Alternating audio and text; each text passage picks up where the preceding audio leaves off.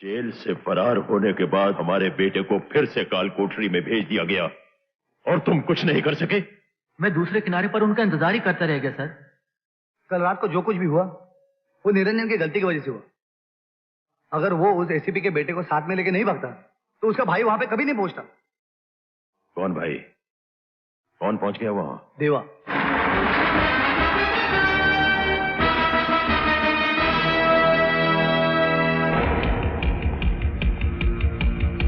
ठहरो।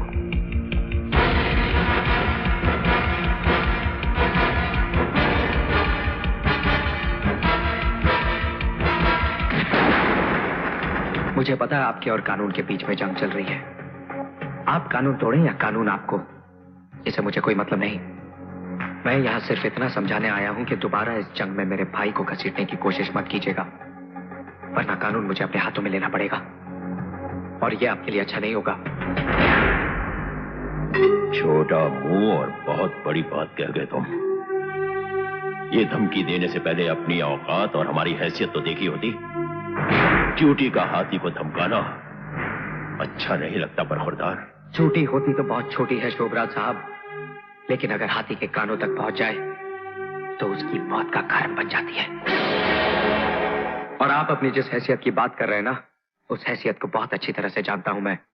बहुत अमीर करोड़पति हैं आप, लेकिन अपने बेटे की जिंदगी बचाने के लिए भिखारी बनकर मेरे बाबूजी के सामने भीख मांग चुके हैं आप।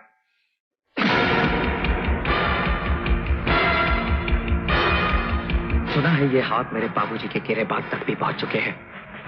10-15 मिनट लोहे के वजन उठाकर कसरत कर लेने से ये मत समझिए कि आप बहुत मजबूत हो गए हैं। मैं हर दिन 15 घंटे पिछले 15 सालों से सिर्फ लोहे का काम कर रहा हूँ, और लोहे से जब शीशा टकराता है तो उसके इतने टुकड़े हो जाते हैं कि गिनना मुश्किल हो जाता है। अंग्रेजी में एक कहावत है, एंगर। किसी और को सुनाना, मैं सिर्फ एक जुबान समझता हूँ, हिंदुस्तानी, और उसमें एक कहावत है, 100 सुनार की और 1 लोहार की। मेरा भाई मेरी माँ के जीने का सहारा है, और अपनी माँ को उसकी जिंदगी लौटाने का वादा किया है मैंने। उसकी जिंदगी छीनने की कोशिश करने वाले की सांसें उसके ही सीने में दफन कर दूंगा मैं, याद रखना।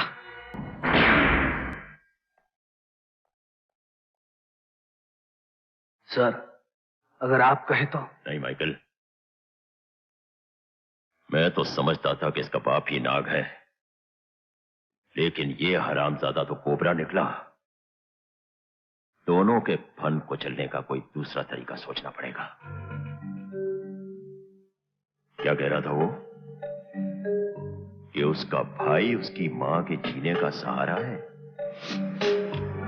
तब तो उस सहारे को जल्द अज जल्द फांसी होनी चाहिए। Press conference